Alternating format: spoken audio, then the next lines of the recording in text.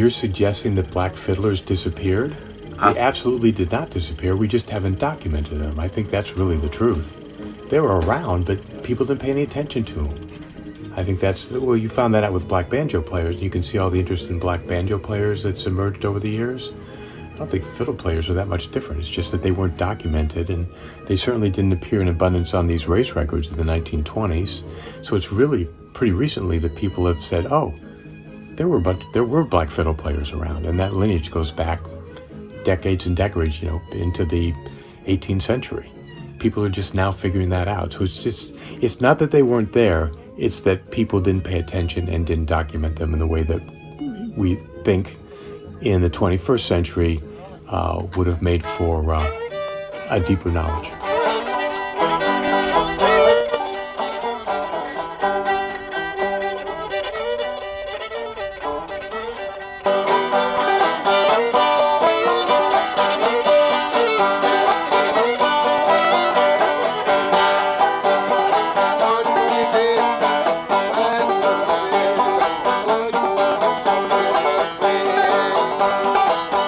I don't know an awful lot about Joe's music. That when we were coming along, they weren't playing. They weren't playing at all. Because I'm getting on up there, but not to tell my age. I know we grew up around the 50s to the 65, somewhere in there, 50 through 65, and the music we just didn't hear it. Around the early 70s, we began to hear murmurings about at the family reunions. Joe and Odell are going to be playing, and so we didn't know exactly what they were going to be playing, but we would stop and go, and then they were square dancing. They were playing the fiddler and the banjo, and we knew, we enjoyed it, but we had no idea. First of all, this was Black history, Black music, till I really got involved. And then we had no idea what a tradition it was, how far back it went, and then I learned, oh my God, that the banjo came from Africa. So, I was into it then. And so that's probably why I went forward with the film as well, knowing the history, knowing I got kinfolk doing it, living and breathing it. So I was in it. In 2004, Irish Thompson Chapman produced a 30-minute film about Joe Thompson, one of the last black fiddlers in a long tradition dating back to slavery in colonial times. This thing come from my granddaddy started, and then my daddy, and it come from 1700s all the way down to here. We later learned that Joe's traditions were rooted in the English Isles, in Appalachia, in the Native American folklore, and that these traditions could also be traced back to his ancestral lands in Western Africa.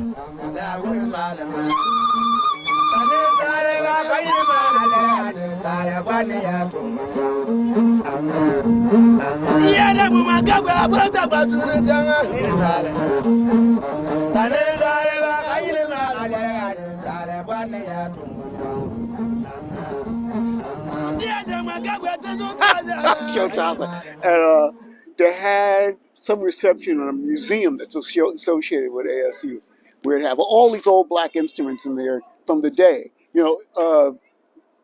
It's crazy because it's a repository of all these instruments, and the people there, the black people, it looks like you're in some sort of old African place, because they had all these old African instruments, because after all, they were Africans. And so I'm in there, they're having a party there for the festival begins, and Joe Thompson takes my violin. First thing, let me see that. He takes my violin and he starts playing it because he liked it. And great guy, funny guy, great sense of humor. He'd grown up in the South in this incredible world that they've created here. And, I think he was great. He was great. He played in a style that went back before the jazz age, went back before official folk music, that just went back to something really old and dance. We don't know, we just play by ear.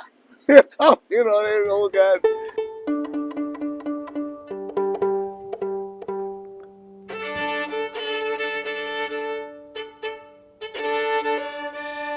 Just tell me when you're ready. Okay. Old-time music happens at music festivals, and the big music festival is in West Virginia. And the first time I went was probably 2010, 2011, and I thought I'm going to be playing. I'm going to go down there from the north in Indiana and come down to West Virginia and play hillbilly music with a bunch of hillbillies, which is white people playing fiddles and banjos. And it's not going to be good. I was pretty scared, but I did it anyway. And just so happened that when I got there, camped out, there's 4,000 people, all white, for the most part, all white, except for Earl White. He was camped right across the road from me. So as soon as I saw him, I actually did not know very much music at the time, but I saw him there. He was with his family, and everybody kept coming and talking to him. Okay. 5, 6, and pull. 5, 6, and pull. Just get the count there. 5. So the speed is also dictated by the count. Okay. 5, 6, 7, 8. And if he had done what he's done, there's no reason why I couldn't participate in this community. Circles. The blacks called them frolics, and the whites called them hoedowns, but it was basically the exact same rendition of what they were portraying. A bunch of people getting together, musicians playing, and people dancing.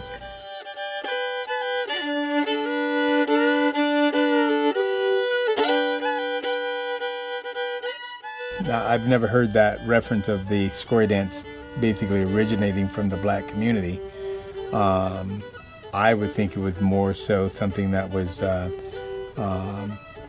observed and then mimicked.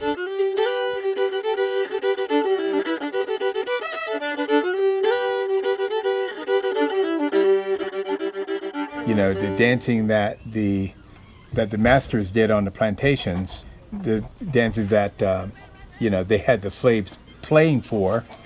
So out of that, observing the dances of their masters, my personal belief is that it was probably more of a mimic, and like anything else, it basically evolved.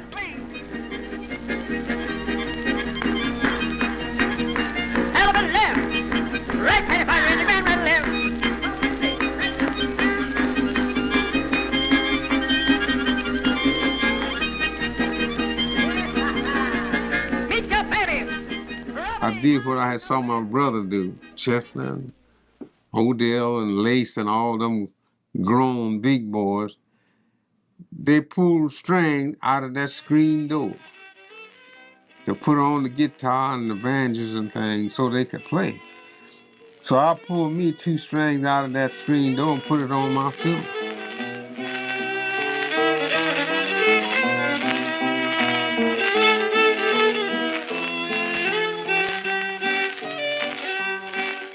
Well, what makes Joe Thompson's fiddle fall into that old-time category?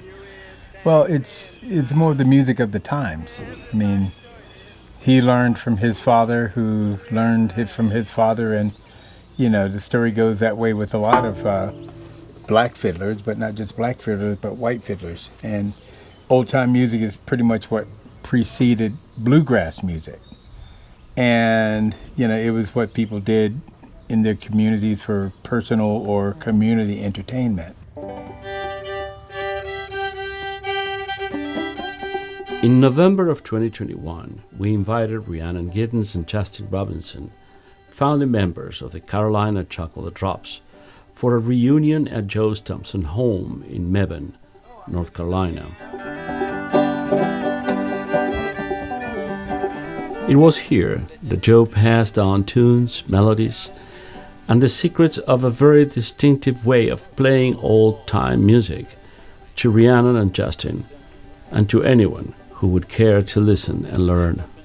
Deviled eggs and everything, and that'll be pretty much. And I got chicken legs wrapped in bacon for everybody, so I hope everybody enjoy themselves. And who are we waiting for? Oh, we're waiting for Justin and Rhiannon to come on down and enjoy yourselves.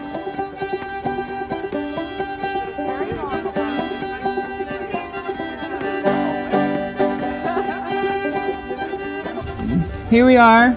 We're sitting in front of the house that Joe Thompson lived in for many years. Mm-hmm. And this is where we went and visited him.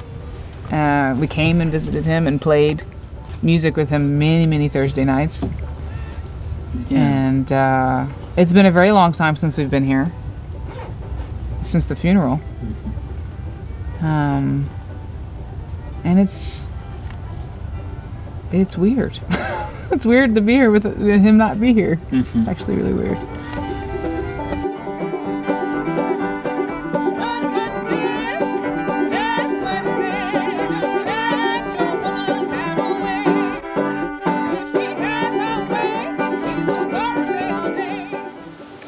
Yeah, the stuff is, looks slightly different, but it also feels the same. Because, I took all the doors out and put a sliding door there, and that right there came off, but it hooks on there, so it slides on over like a hidden door and everything. But, I originally, of course, would have wanted to learn fiddle from Joe too. Yeah. But I already was playing the banjo at that point, so, I'm the woman, so I did what needed to be done. Because That's what we do. Yeah, I didn't learn the banjo. No. So I said, sure, I'll play the banjo, and that meant we could play with Joe because, he didn't play without a banjo player.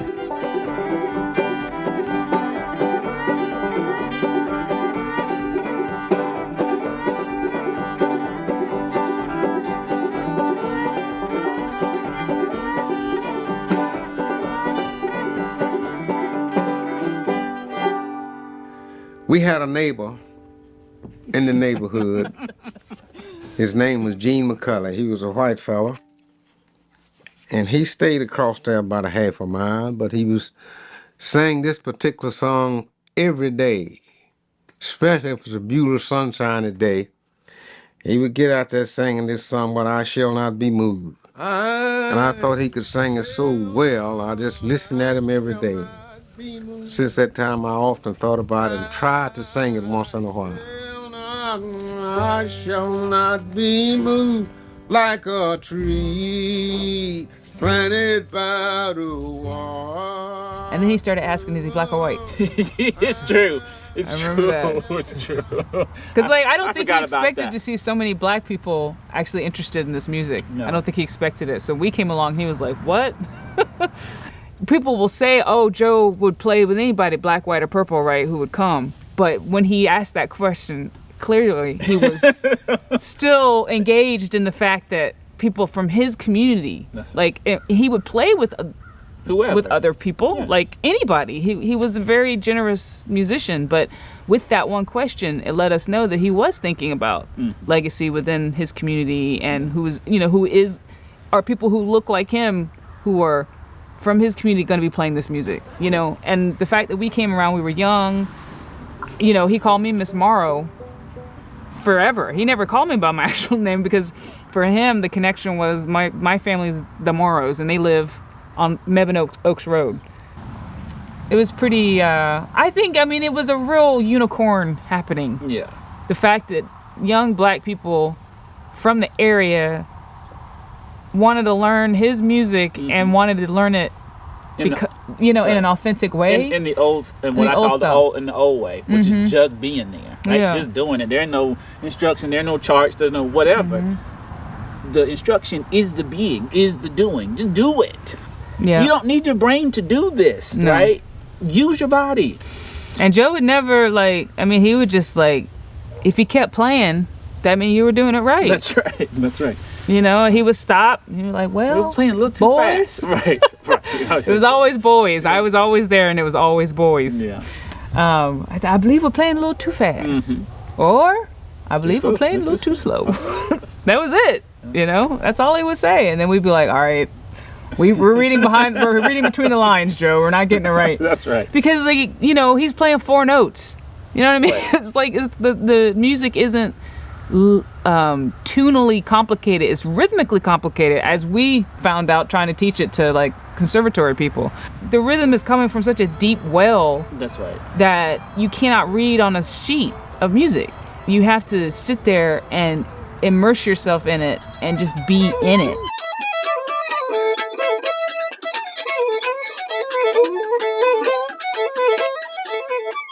When Justin Robinson talked about Afro-Southerners, we understood there must be a different perspective from black fiddlers in the North.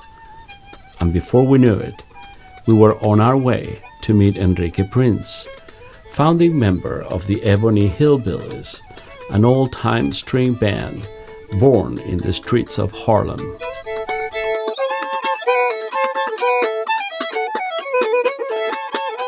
They say, you know, because there was 3 levels of slavery that you can talk about.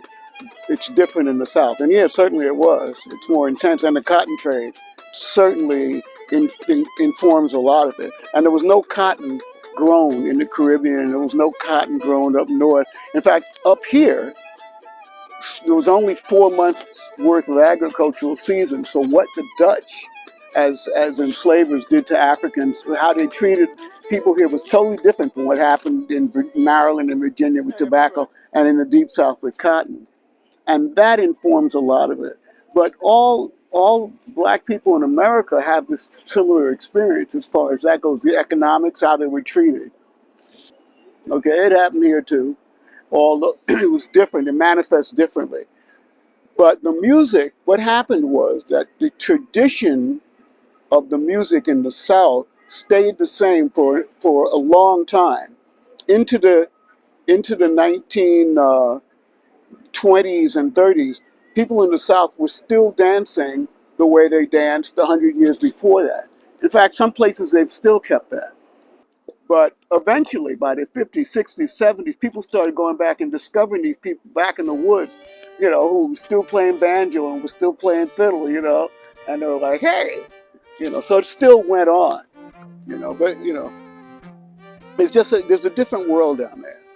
You know, I mean, Joe Thompson lived on White Lady Street, right? You know, that's the South.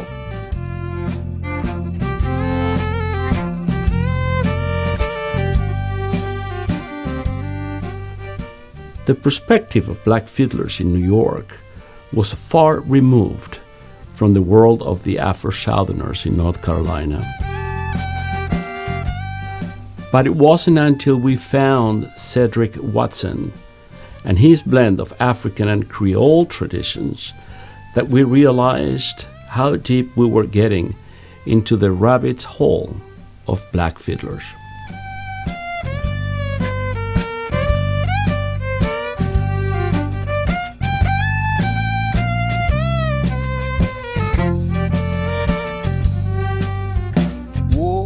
Pas janvier, donne-moi Pauline.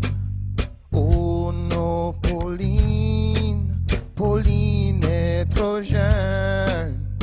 Oh, pas janvier, c'est la seule qui moi je peux aimer. Oui, elle est la seule qui je veux aimer dans tout ce pays. This is Casey Railroad Blues by Andrew and Jim Baxter from 1927.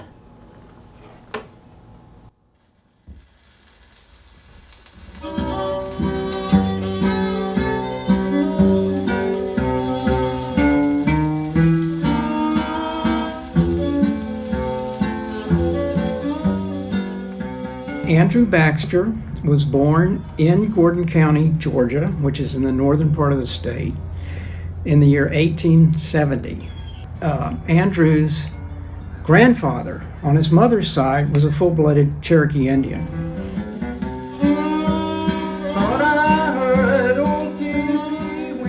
Like I said, he was born after emancipation in 1870, grew up during the Reconstruction years. In fact, his father, Willis, in 1867, had gone into Calhoun, the county seat, and registered to vote. Here was a guy, an African American, who 2 years earlier was a slave, who was totally illiterate, and he had no problem registering to vote. Somebody filled in the form for him, and he put his X on the bottom line. You can actually see that document. Family lore says that Andrew, by the age of 9, was already a proficient fiddler. We don't know exactly how he learned to fiddle or who might have taught him, but many years later, his granddaughter said, my granddaddy never took a music lesson. He never learned to read music. He just taught himself to play.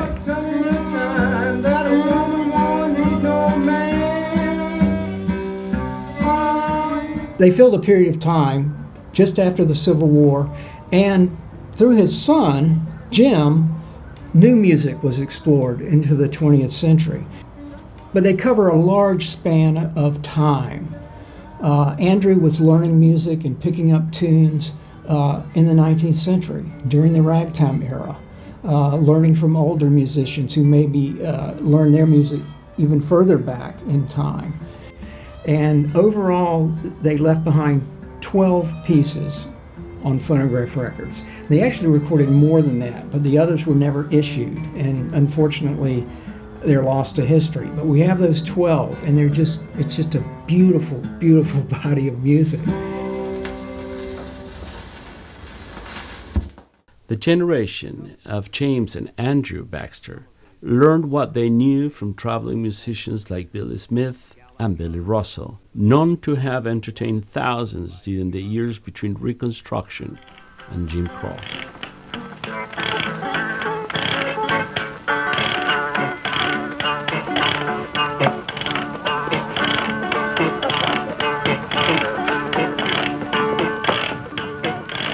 This traveling across county and state lines allowed for a constant and rich exchange of music, dance, and other aspects of black culture previously constrained by the rigors of enslavement.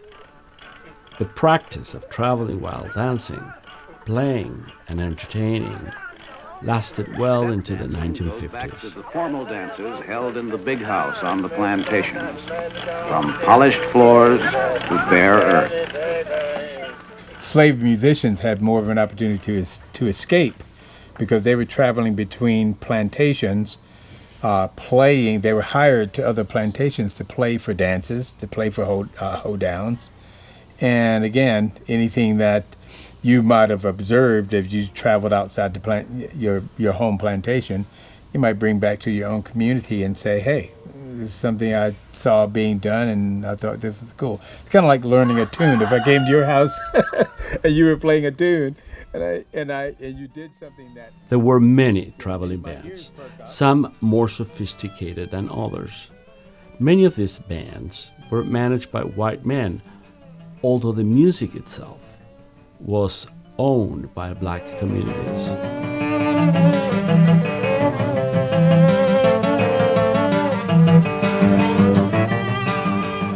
That is 1911. That's 1911.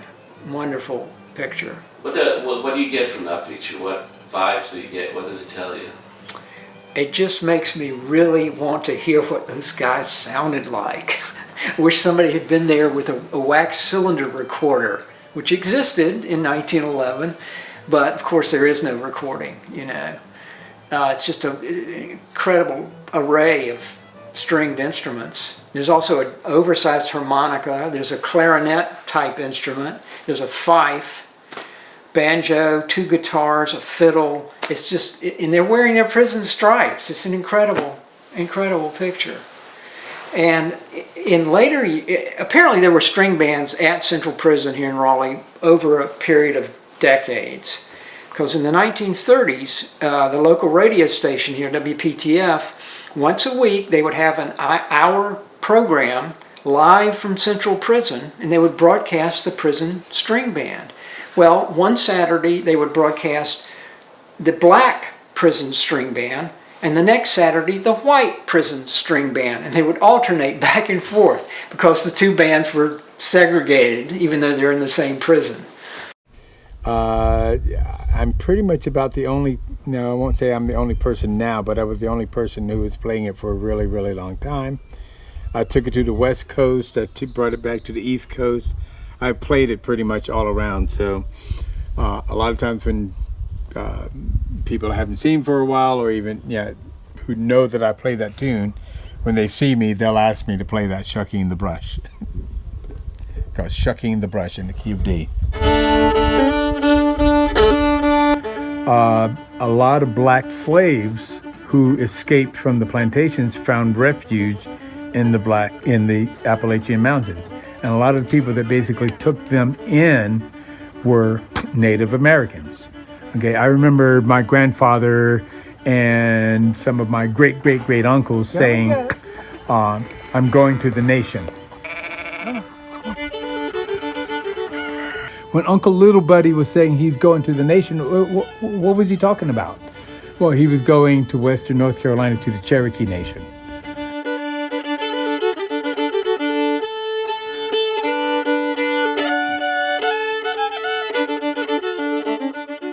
A lot of the other people that took the slaves in were the Irish. The Irish, and during those times, were considered just as dirt poor and the lowest of the low as the blacks were.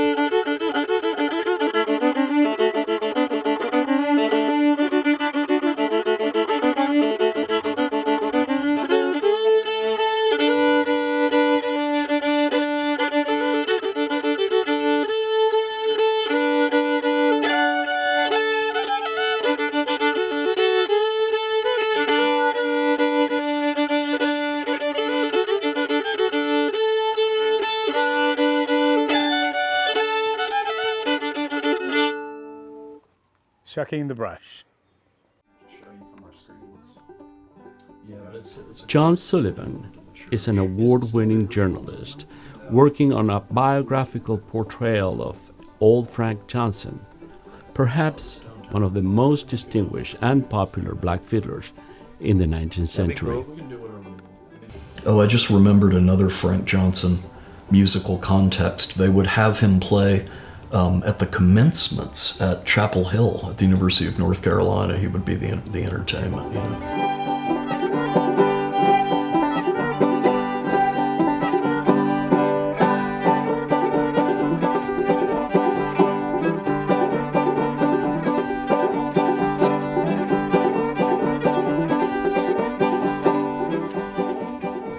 I don't want you to have to trust me about the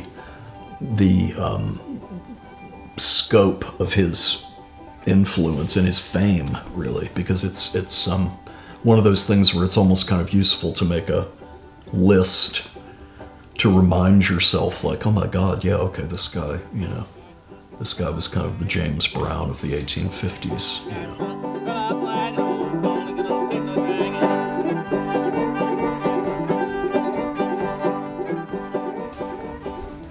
One really interesting way to, one vantage point to take on the old Frank Johnson story that for me is really illuminating is this debate that breaks out after the Civil War, having to do with black bands and white bands, right? All of the best bands in these North Carolina towns are black bands. It's that they own the music in a way.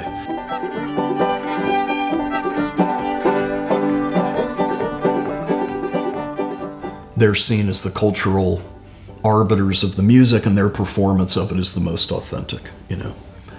And after the Civil War, you start to see these debates pop up in the newspapers of people saying, why do we have to listen to black bands when we go to our barbecues? That's another context. I forgot to mention barbecues. That was huge. Why do we have to hear a black band and sit there and look at black musicians? We need white bands. We need white... when we march in parades, we want white musicians marching in front of us, that kind of thing.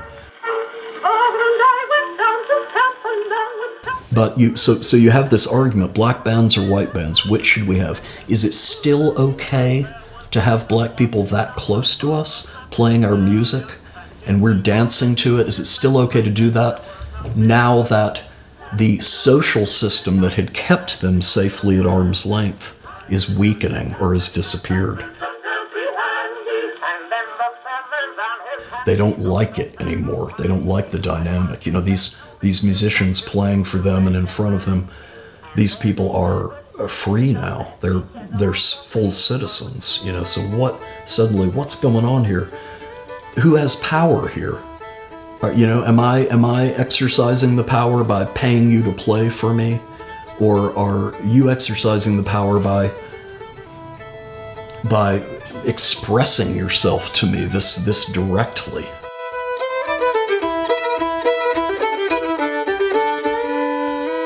You know, and there's this risk of being really impacted by it. It's just this fascinating thing that happens, and it happens after the Civil War, and it's very explicit. People are having this argument, should our musicians be black or white? And then you have this fascinating thing where in the very final years of his life, old Frank is playing at white rural dances. You know, he's playing at the modern equivalent of like a trailer park or something, you know, and the writers are commenting on this, like this is how far he'd fallen. He was playing for poor whites, you know.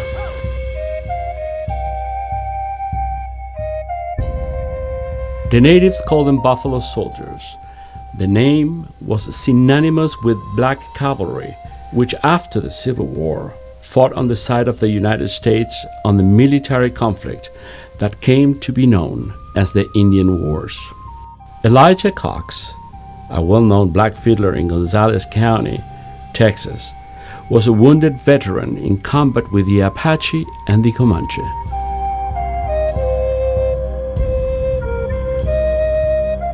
Another veteran of the Indian Wars was a black fiddler named Louis Southworth, born in 1830, either in Tennessee or Kentucky.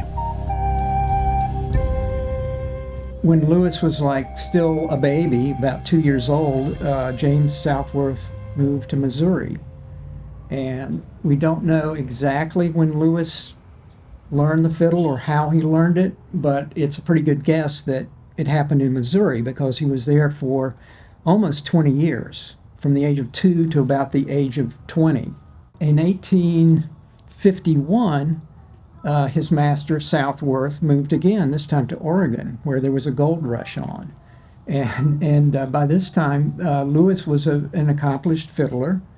They went to Oregon. Louis went to work in the gold mines, and he entertained in the mining towns. And he became widely appreciated amongst the mining community because he could provide entertainment, you know, after an arduous day in the mines. In 1855, Louis joined an army that was fighting the what became known as the Rogue River Indian War. Here they come.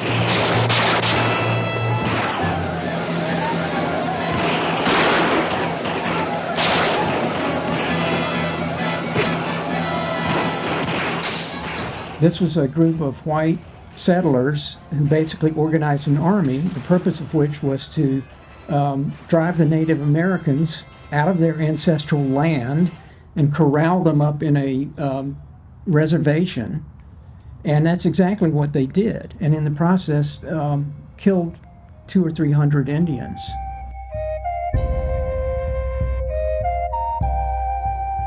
After the war ended, he went back to the gold mines and continued mining gold. And apparently he and his master, James Southworth, had some kind of an agreement. And the agreement being that, Lewis, if you can bring me $1,000 in gold or money or however you can put it together, you can buy your freedom. And that's exactly what he did. It took him about 3 years, and he came back with $1,000 and purchased his freedom. So after 1858, he was a free man. And yes, he did live through the election that elected Abraham Lincoln.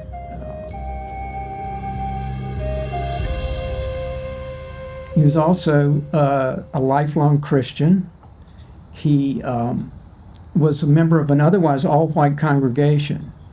And at some point, the church elders came to him and said, okay, Lewis, playing the fiddle is not an activity that is acceptable for a good Christian. And here's the scoop. You've got to either quit playing the fiddle or you can no longer be a member of the church. And to his great credit, Lewis Southworth chose the fiddle. And he basically told the church elders, he said, I believe there's music in heaven, and I believe the Heavenly Father will welcome the fiddle. It is not the devil's instrument. In fact, it is the opposite.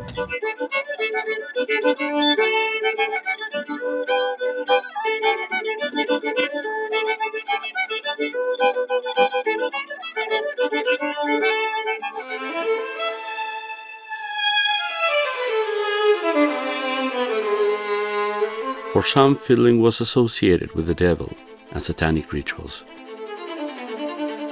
Playing the violin implied a form of communication with demons.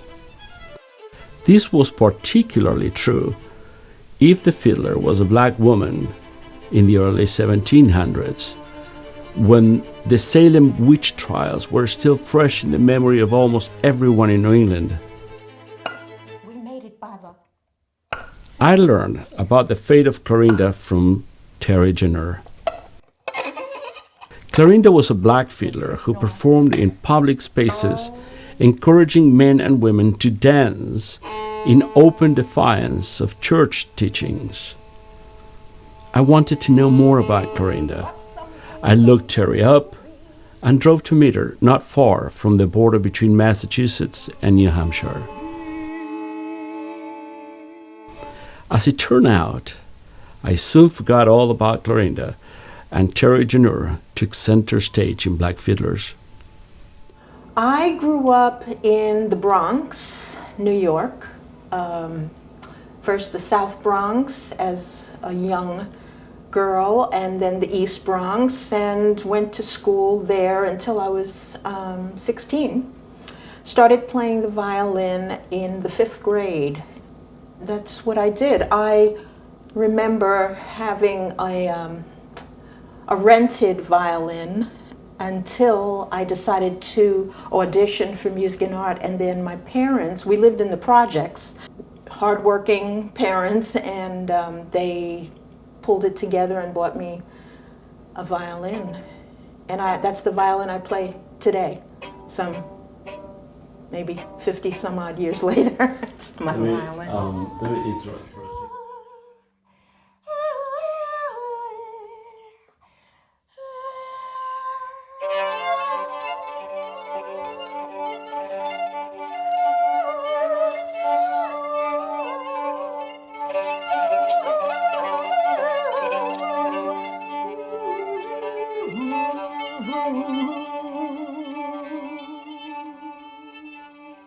I always talk about my music in terms of the influences that that I've had, and I know that there have been so many. I grew up with a mother, a Puerto Rican mother, who is the best dancer in the Western Hemisphere. Okay, so I grew up with a mother who held me while she danced in the kitchen, even up until the time I was maybe 12 or something. I can remember if she heard salsa, merengue, anything that was Latin, especially Puerto Rican or Cuban, she'd grab me and I was her partner.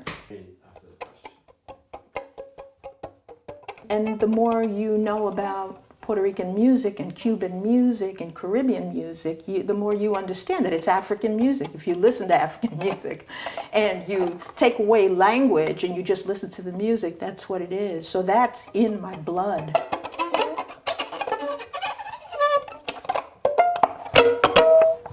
We almost didn't see each other. So there are a lot of influences that come through me. When I was 14 or 15, I heard John Coltrane for the first time, and I was a music student, a violin student at High School of Music and Art. I heard John Coltrane. He had just died at the time, and they were doing a whole, honoring of him through music on the radio. And I remember being in the living room and hearing it and being out of my body and saying, that's me, that's me. Whatever that is, that's me. And I've always had a taste for more abstract forms of music that also had underneath them the pulse of Africa and the Caribbean. The pulse, but not the strict. Nothing strict for me. I can't take it. We almost didn't see each other today. That music is coming out of me and that it's not coming through my eyes on a page or in my head as memory. No, it's coming through me, through my bloodstream.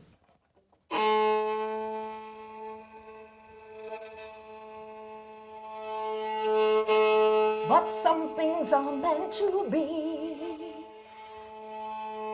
But some things are meant to be.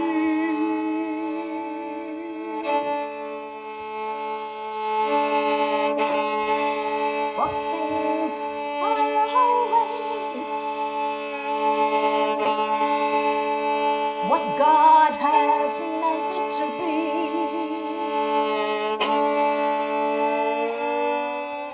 We almost didn't make it today. By the skin of our teeth, we got here.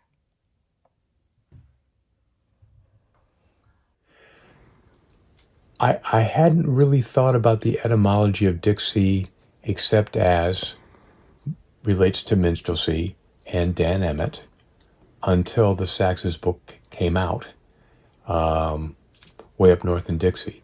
That really has changed the way that I and a lot of people have thought about it. And really, I didn't think about that many local connections. Now that with your visit here, I'm looking at Smith Point in Charles County and the Greer Plantation. So we're sitting on the north side of, we're basically, Washington, D.C. is like a diamond.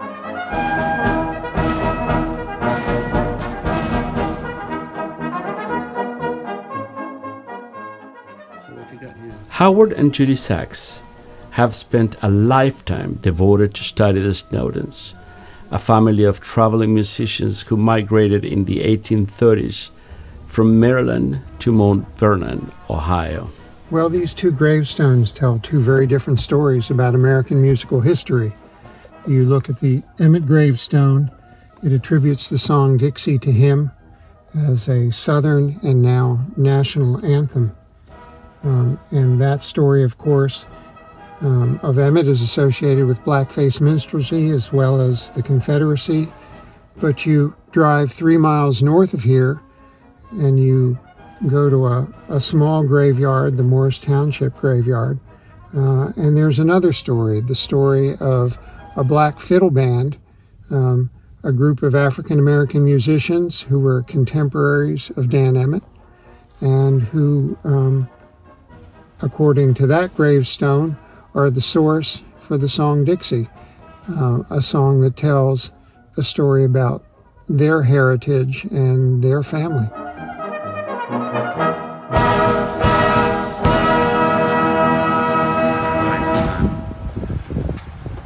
Ready? Yeah, where are we? We're at the Snowden house just north of Mount Vernon.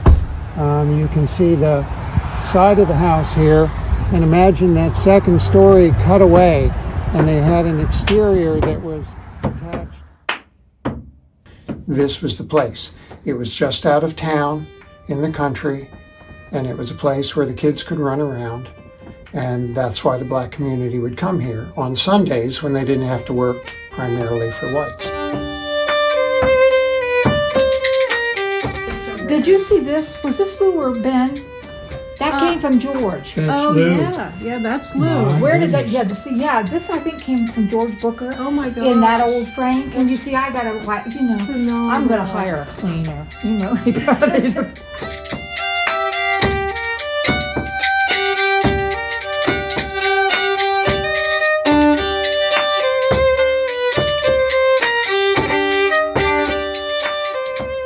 Sister, who's the guitar player.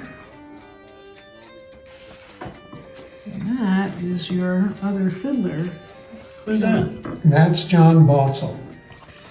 One of the things that could be talked about is how singularly important fiddle music was to Knox County particularly, so that you not only have the Snowden Fiddlers and Dan Emmett and Celie Simpkins, but in the 1920s, one of the most recorded old-time fiddlers in the golden age of fiddle music, recorded fiddle music, was another Knox County fiddler, John Botzel.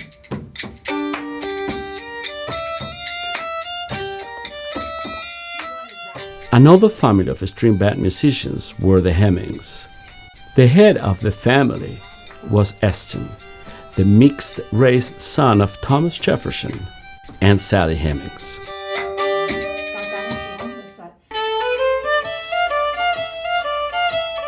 Eston grew up in Monticello, Jefferson's plantation in Virginia, where he learned to play the violin from a community of enslaved men and women, where music thrived as a form of frequent entertainment.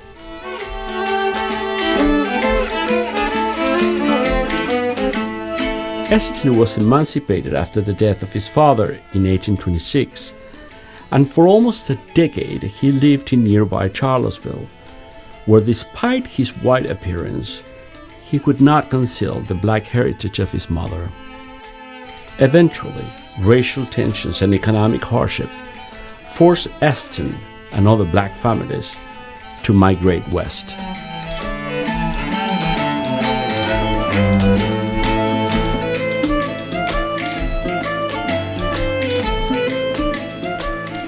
Local historian Beverly Gray has reconstructed the whereabouts of the son of the author of the Declaration of Independence in Chillicothe. He was a carpenter by trade. That's what he's listed as on some of the census records. And we know that he had carpentry skills because part of it went into the house that he built, although the house itself was brick. And that's why we have a record of when it was built. Because in those days, if you built a brick house, you were supposed to register it. And he did, and so he's registered as having built that house in 1843. Must have done a pretty good job because it's still standing.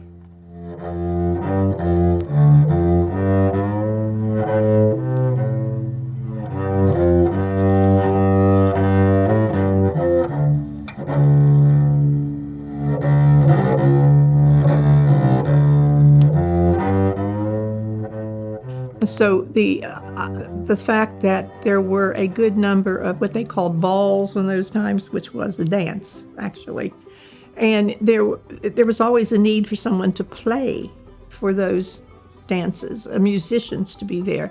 Eston and his group always was really sought after because, as one of the persons that attended his dances said, when he struck up his violin, he said the only thing you could do was just get up and dance. So he was very much, whenever they had something like that, they wanted Eston and his group to be there to play. When Eston left Chillicothe, he went to Madison, Wisconsin. At that time, it was just a plain wilderness.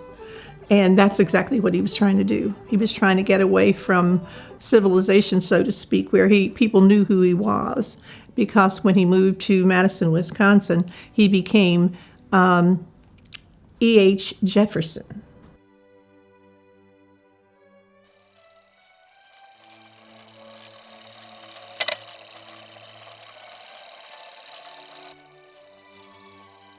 Slave hunters were a real threat. Solomon Northrop was a free man born in New York, landowner, and a fiddler performing in Washington when he was kidnapped and sold to a plantation in the South, where he managed to survive 12 years a slave. For a lot of black fiddlers, musicianship and professional musicianship was a pathway to freedom. You know, you could earn money and potentially purchase your freedom. Of course, for Northup, playing the fiddle is what got him enslaved. I want to ask you what part of the country you come from.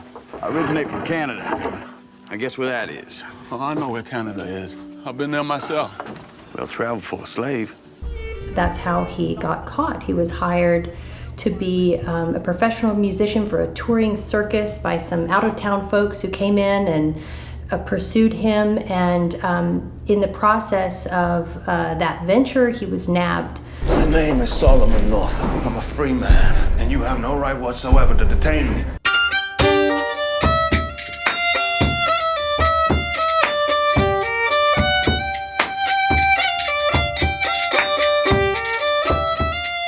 Out of more than 12,000 runaway notices were published offering some sort of compensation leading to the capture of fugitives. Of these 12,000, at least 700 were identified as fiddlers. The violin was the instrument of choice of African Americans in the 18th century, and it was widely played throughout the nation.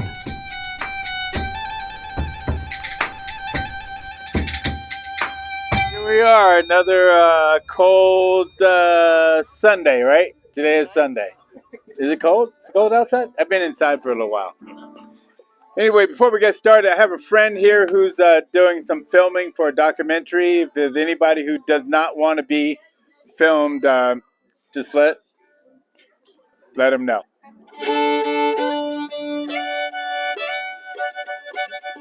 I started looking for black fiddlers a year ago. To try to establish the origin of it. To figure out what it is, where it comes from. And I haven't found an answer yet. Can you give me some closure? Some closure on that. Slave musicians were commodities to slave owners. So if there was a young or even an older black person living on a plantation that they could teach to play the instrument, because fiddle did not come from Africa. It was purely a European aspect. So in that, if the slave master could teach, and most of the time it was teaching young to play the instrument, then they could make money hiring that musician to the next plantation to play for parties and whatnot.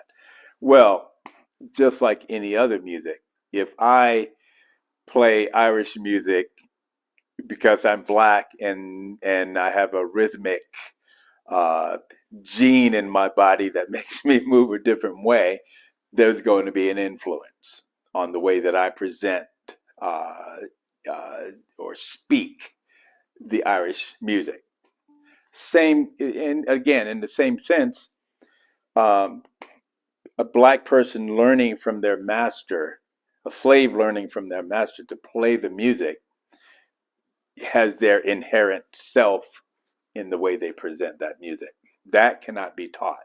I cannot teach anyone to play exactly. There may be people who try to clone themselves and play just like me, but either way, if you're playing from your heart, and that's what I liked about Joe Thompson, that's what I liked about Howard Armstrong. When you watch those guys play, it wasn't an imitation. It wasn't, I'm trying to imitate, what my ancestors did. They were playing from their heart. They were speaking through the instrument, their voice. It's been an evolution. It's been an evolution of blacks and whites playing together and making the music a lot of what we basically hear today. It's American music. It's American music.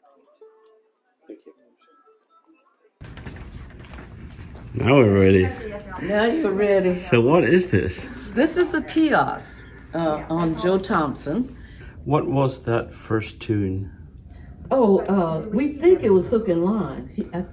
Right there. We think it was the Hook and Line was the first tune that he did. And when did he do the square dance? He did it.